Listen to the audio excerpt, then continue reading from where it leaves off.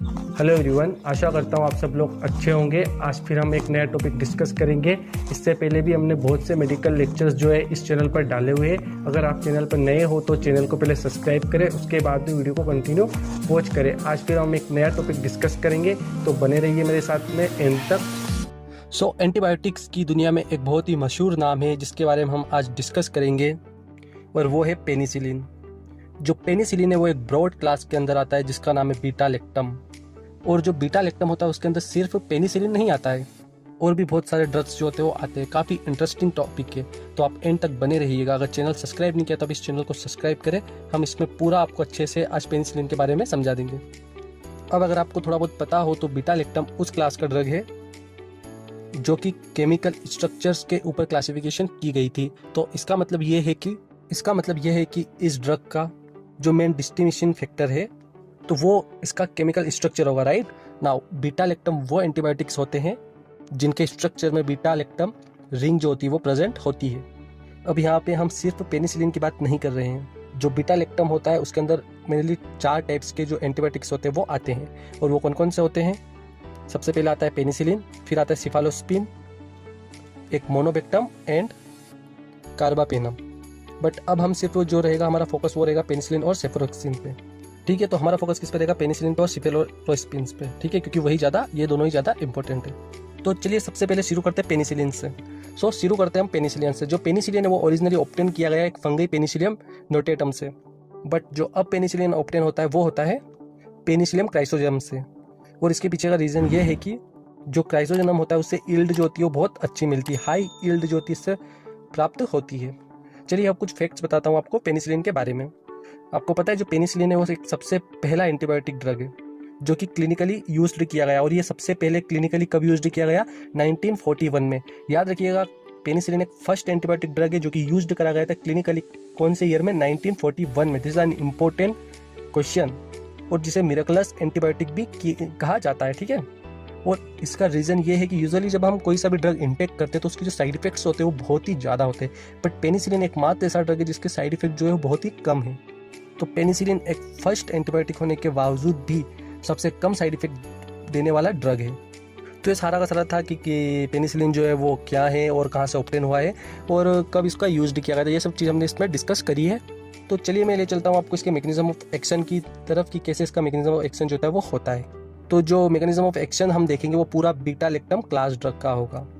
Beta lactam के mechanism को अगर एक वर्ड में बताया जाए तो वो होगा it acts by inhibiting cell wall synthesis. चलिए एक्सप्लेन करता हूँ मैं आपको ये जब। तो देखिए क्या होता है, तो जो बैक्टीरिया है वो काई से बना होता है, सेल वॉल से। याद रखिए जो बैक्टीरिया होता है वो सेल वॉल से बना हुआ होता है। तो जो आउटर मोस्ट लेयर होती है सेल वॉल की, उसके अंदर होता है सेल मेम्ब्रेन, और उसके अंदर होता है उसके सेल ऑर्गेनिजल्स। अब जो ये सेल वॉल होती है ये क्या करती है, बैक्टीरिया को एक शेप प्रोवाइड करती है। आपको पता है ये चीज़ अच्छे से, उसे इंट्रैक्ट रखता है।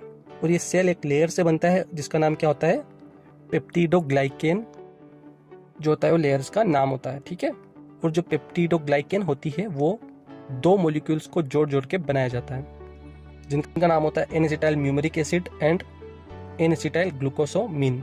और इन दोनों मॉलिक्यूल्स को जोड़ जोड़ के पेप्टिडोग्लाइकेन की लेयर बनती है, और यहीं पे हमारा मेन रोल जो है आने वाला है। अब इन दोनों को ऐसे समझो, तो जहाँ पर भी आप बैठे हुए हो वहाँ पे आसपास देखो, आपके आसपास जो भी दीवार है वो दीवार काई से बनी हुई है, ईंटों से वो दीवार जो है बनी हुई है। कई सारी ईंट को जोड़ जोड़ के एक के ऊपर एक रख करके जो पूरी दीवार है वो खड़ी करी गई है, और उसका जो फंडामेंटल यूनिट है आपकी दीवार का वो है ब्रिक्स, ठीक है। और वो दीवार जो बनी हुई है वो सिर्फ ईंट के ऊपर ईंट रखने से नहीं बनी हुई है, उसके साथ में उसमें कुछ मटेरियल का भी जो होती है वो नीड होती है। 2 ईंट को आपस में जोड़ने के लिए कुछ मटेरियल लगता है जिससे कि वो मजबूती से बनी रहे। सेम उसी तरीके से समझना, जो पेप्टिडोग्लाइकेन की लेयर बनाते हैं, यानी कि जो सेल वॉल है वो जब बनाना है बैक्टीरिया का, तो उसके लिए ईंटें जो काम करेगी वो रहेगी एन एसिटाइल म्यूमेरिक और एन एसिटाइल ग्लूकोसमीन। और जिस तरीके से बिना मटेरियल के दीवार नहीं बन सकती, उसी तरीके से बिना पेनिसिलिन बाइंडिंग प्रोटीन के सेल वॉल नहीं बन सकती। और जो हमारा बीटा लैक्टम है वो इसी प्रोटीन, तो बिना पेनिसिलिन बाइंडिंग के जो सेल वॉल का दीवार है वो नहीं बन पाएगा बैक्टीरिया का। और जो हमारा जो बीटा लैक्टम है वो इसी पेनिसिलिन बाइंडिंग से जाकर के क्या करता है, बाइंड करता है, और साथ में इसको क्या करता है, इनहिबिट करता है, जिसकी वजह से एन एसिटाइल म्यूमेरिक और एन एसिटाइल ग्लूकोसोमाइन आपस में लिंक नहीं हो पाता, जिसकी वजह से पेप्टिडोग्लाइकेन की लेयर नहीं बन पाती, उसी वजह से उसका सेल वॉल सिंथेसिस इनहिबिट कर जाती है। अब जो भी बैक्टीरिया बीटा लैक्टम की प्रेजेंस में ग्रो करेंगे उनका जो सेल वॉल होगा वो सही से बना हुआ नहीं होगा, और उन बैक्टीरियाज को कहते हैं सेल वॉल डेफिशिएंट फॉर्म। अब जो बैक्टीरिया के अंदर का पार्ट होता है वो होता है, अब जो कि बैक्टीरिया के अंदर का पार्ट हाइपरोमोस्पिटिक है, जिसके कारण जो बैक्टीरिया होता है वो फेल करता है और क्या कहा जाता है, बस्ट कर जाता है। ठीक है, यानी कि बैक्टीरिया लाइसिस होती है, और इस तरीके से जो हमारा बैक्टीरिया बीटा लैक्टम है वो वर्क करता है। यानी कि बाकी के सारे ड्रग्स भी जो होते हैं वो भी इसी तरीके से वर्क करते हैं। ठीक है, क्योंकि जो सेल वॉल है वो सिर्फ बैक्टीरिया के अंदर है, हमारे अंदर नहीं है। हमारे अंदर क्या होता है, हमारे अंदर होता है सेल मेम्ब्रेन, और जो हमारा बीटा लैक्टम है वो हमारी सेल वॉल पर एक्ट करता है, जिसकी वजह से पेनिसिलिन जो होता है वो काफ़ी ज़्यादा सेफ ड्रग जो होता है बन जाता है। समझ में आया? बट इसके अलावा भी पेनिसिलिन में भी जो है वो कुछ लिमिटेशन तो है, और ये जो है वो पूरे बीटा लैक्टम्स के लिए ही है। जो बीटा लैक्टम है वो, तो जो बीटा लैक्टम है वो मेजोरिटी सिर्फ ग्राम पॉजिटिव के ऊपर ही वर्क कर पाता है, थोड़े बहुत ग्राम नेगेटिव बैक्टीरिया और एनोब्रेक्स पे भी एक्ट करता है। अब आपके मन में क्वेश्चन आ रहा हो कि ग्राम पॉजिटिव और ग्राम नेगेटिव क्या है। अगर आपको थोड़ा बहुत ध्यान आ रहा हो तो हम बैक्टीरिया को दो टाइप्स में क्लासीफाई करते हैं, एक होता है ग्राम पॉजिटिव और दूसरा होता है ग्राम नेगेटिव।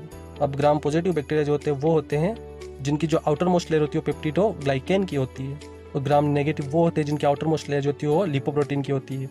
जो पेप्टिडोग्लाइकेन होता है वो उनमें एक लेयर नीचे होता है, और जो हमारा बीटा लैक्टम है वो पेप्टिडोग्लाइकेन पे ही एक्ट करता है, इसलिए वो ग्राम पॉजिटिव के लिए थोड़ा ज़्यादा अच्छा होता है और ग्राम नेगेटिव के लिए थोड़ा कम अच्छा होता है। सो ये था मैकेनिज्म बीटा लैक्टम का। बट मैकेनिज्म्स तो आप हर ड्रग्स का देखते हैं, एंटीबायोटिक्स में जो है कुछ नया है। इस ड्रग के अंदर हम दो नई चीज़ें पढ़ेंगे, एक है इसका एंटीबैक्टीरियम स्पेक्ट्रम और दूसरा है इसका बैक्टीरियल रेजिस्टेंस। जो अब मैकेनिज्म जो था वो पूरा बीटा लैक्टम के लिए था, बट यहाँ से सिर्फ हम बात करेंगे पेनिसिलिन की। तो चलिए देखते हैं एंटीबैक्टीरियल सेक्टम पेनिसिलिन का। तो जैसे कि आप सभी को पता है कि ये सिर्फ ग्राम पॉजिटिव बैक्टीरिया पे ज़्यादा एक्ट करता है, ग्राम नेगेटिव पे इतना ज़्यादा एक्ट नहीं कर पाता है। इसके कुछ एग्जांपल्स जैसे कि स्ट्रेप्टोकोकाई, एक होता है न्यूमोकोकाई, उसके अलावा कुछ बेसिलाइज भी है जैसे कि बेसिलस एंथ्रेसिस, कॉन्टेरियम डिप्थेरियस, स्लारेक्रोस्टेडिया। ये जो है इन सब पे काफ़ी अच्छा इफेक्ट जो है वो शो करता है। इसके अलावा बहुत सारे ग्राम नेगेटिव है, उन पे ये कम्प्लीटली नॉन अफेक्टिव होता है, जैसे कि होती है माइक्रोबैक्टीरियम ट्यूबरक्लोसिस, रिकेट्सिया। इन सब पे ये जो है वो कम्प्लीटली नॉन अफेक्टिव होता है। अब ठीक है, पेनिसिलिन जो है ग्राम पॉजिटिव बैक्टीरिया पे भी अगर अपना इफेक्ट शो करता है तो ठीक है, लेकिन सवाल अब आता है कि कब तक आखिर। और एंटीबायोटिक्स के केस में ये सवाल जो है काफ़ी इंपॉर्टेंट हो जाता है कि इसका असर जो है वो कब तक रहने वाला है। अब एंटीबायोटिक्स के केस में क्या होता है कि जो भी ऑर्गेनिजम्स के ऊपर ये एक्ट करते हैं, क्योंकि बहुत बार क्या होता है कि किसी एक एंटीबायोटिक से मार खाने के बाद में जो दूसरे एंटीबायोटिक्स होते हैं उनका उसके ऊपर कोई भी असर नहीं होता है, और मेडिकल टर्म में से कहा जाता है बैक्टीरियल रेजिस्टेंस, जो कि उसके अगेंस्ट जो है उनका अफेक्ट जो रहता है वो नहीं शो होता है। क्या मतलब है कि जो सारे बैक्टीरिया होते हैं वो अपने अंदर रेजिस्टेंस डेवलप कर लेते हैं, और जिसके कारण जो एक एंटीबायोटिक होता है वो उन पर अफेक्ट नहीं डाल पाते, क्योंकि उनके अंदर रेजिस्टेंस होता है उसके खिलाफ फाइट करने के लिए, या फिर अगर असर होगा भी तो बहुत ही कम मात्रा में होगा। जैसे स्टेफिलोकोकस ऑरियस, ये जो था ये एक टाइम पे बहुत ज़्यादा अफेक्टिव था पेनिसिलिन के, लेकिन फिर बाद में इसके अंदर इतना ज़्यादा रेजिस्टेंस डेवलप्ड हो गया कि इसे पेनिसिलिन के स्पेक्ट्रम से ही बाहर निकालना पड़ा। अब पेनिसिलिन का इसके ऊपर कोई भी इफेक्ट नहीं है। तो अब सवाल आपके मन में आ रहा होगा कि सर ये होता कैसे है। अब यही चीज़ जो हम बैक्टीरियल रेजिस्टेंस के अंदर पढ़ेंगे कि जो बैक्टीरिया होता है उसके अंदर रेजिस्टेंस डेवलप्ड कैसे होता है। अब ये एक इंटरेस्टिंग चीज़ है, अभी तक आप बोर हो रहे होंगे इस चीज़ में कि जो बैक्टीरिया होता है उसके अंदर आखिर रेजिस्टेंस जो होता है वो डेवलप्ड होता तो होता कैसे है। तो जो पेनिसिलिन जी है उसके अंदर कई सारे तरीके हैं जिससे कि जो बैक्टीरिया होते हैं वो अपने अंदर रेजिस्टेंस जो होता है डेवलप्ड करते हैं। नंबर 1, बहुत सारे बैक्टीरिया में जो पेनिसिलिन बाइंडिंग प्रोटीन होता है, जो कि पेनिसिलिन का सबसे मेन टारगेट होता है, वो जो होता है वो कुछ लेयर्स डीप में रखा हुआ होता है, और जिसके कारण जो पेनिसिलिन होता है वो पेनिट्रेट नहीं कर पाता और अपना इफेक्ट जो है वो शो नहीं कर पाता है। नंबर 2, और ये बहुत ज़्यादा इंपॉर्टेंट है, इसे अच्छे से समझना, और हम कह सकते हैं कि जो मेन रेजिस्टेंस होता है वो ऐसे ही डेवलप्ड होता है। जो बैक्टीरिया होता है वो क्या करता है, पेनिसिलिन के अगेंस्ट एक एंजाइम बना लेता है, पेनिसिलिनेज। अब इसका काम क्या होता है, जैसे ही पेनिसिलिन जो होता है वो आता है, जो कि हमारा ड्रग है, तो उसके अगेंस्ट में जो पेनिसिलाइज होता है वो हमारे ड्रग पे अटैक कर देता है, और जो उसकी बीटा लैक्टम रिंग होती है उसको ओपन कर देता है, और जिसके कारण क्या होता है जो पेनिसिलिन होता है वो डीएक्टिवेट हो जाता है, और उसका कोई इफेक्ट जो होता है वो नहीं मिल पाता है। अब जब ग्राम पॉजिटिव बैक्टीरिया पेनिसिलिनाइज बनाता है तो वो एक लार्ज क्वांटिटी में बनाता है, और उसके आसपास जितने भी बैक्टीरियाज होते हैं वो भी जो होते हैं ज़्यादा सेंसिटिव हो जाते हैं, उनके अंदर भी जो रेजिस्टेंस होता है वो डेवलप्ड हो जाता है। और ग्राम नेगेटिव बैक्टीरिया जब पेनिसिलिनेज बनाता है तो वो बहुत ही स्ट्रेटेजिकली जो लिपोप्रोटीन लेयर्स होती है उसके जस्ट नीचे प्लेस्ड उसको कर देता है, ताकि अगर कोई पेनिसिलिन पेनिट्रेट भी करे, कोई बीटा लैक्टम पेनिट्रेट भी करने की कोशिश करे तो तुरंत पेनिसिलिन जो है उसके ऊपर अटैक करे और जो उसकी बीटा लैक्टम रिंग होती है उसको डीएक्टिवेट करे। तो बहुत ज़्यादा इंटेलिजेंस होते हैं ये ऑर्गेनिजम्स।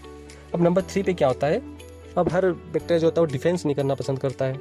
जो बीटा लैक्टम होते हैं उन पर डायरेक्टली अटैक नहीं करते सामने से आके। ये क्या करते हैं, जो पेनिसिलिन का जो मेन टारगेट होता है पेनिसिलिन बाइंडिंग प्रोटीन, जो उसका स्ट्रक्चर होता है उसको थोड़ा सा ऑल्टर्ड कर देते हैं, जिसकी वजह से जब पेनिसिलिन आता है तो वो उसे पहचान नहीं पाता है और इसके कारण जो उसकी एफिनिटी होती है वो पेनिसिलिन बाइंडिंग प्रोटीन के लिए कम हो जाती है, जिसकी वजह से वो बाइंड नहीं करता।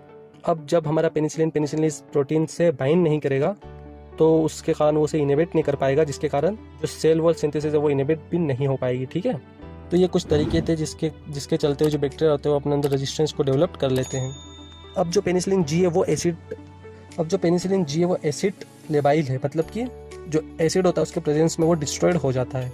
इसीलिए आमतौर पर अगर आप ओरली पेनिसिलिन जी लेंगे तो वो 1/3 पोर्शन ही जो रहेगा वो ऑब्जॉर्ब हो पाएगा टाइम आपके सिस्टमिक सर्कुलेशन में।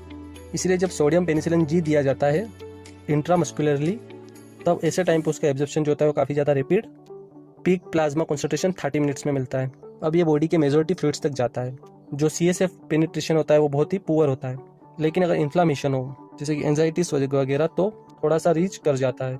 इसका मेटाबॉलिज्म जो होता है वो काफ़ी कम होता है क्योंकि इसका जो एक्सक्रीशन है वो काफ़ी ज़्यादा रैपिडली होता है और एक्सक्रीशन जो होता है वो रीनल होता है। मतलब कि जो पेनिसिलिन हमें फंगस से मिलता है उसके अंदर कुछ ड्रॉबैक्स भी है, जैसे कि वो जो होता है वो एसिड लेबाइल होता है। उसके अलावा पेनिसिलिनेस की एक प्रॉब्लम जिसकी वजह से रेजिस्टेंस जो होता है वो डेवलप हो जाता है और ये जो एक काफ़ी ज़्यादा नेरो स्पेक्ट्रम ड्रग है।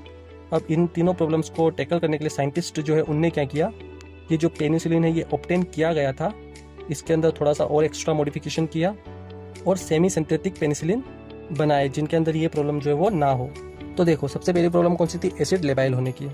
तो साइंटिस्ट ने बनाया एक ऐसा पेनिसिलिन जो कि रेजिस्टेंस हो, यानी कि एसिड रेजिस्टेंस अल्टरनेटिव पेनिसिलिन, और उसका नाम दिया फिनॉक्सीमिथाइल पेनिसिलिन।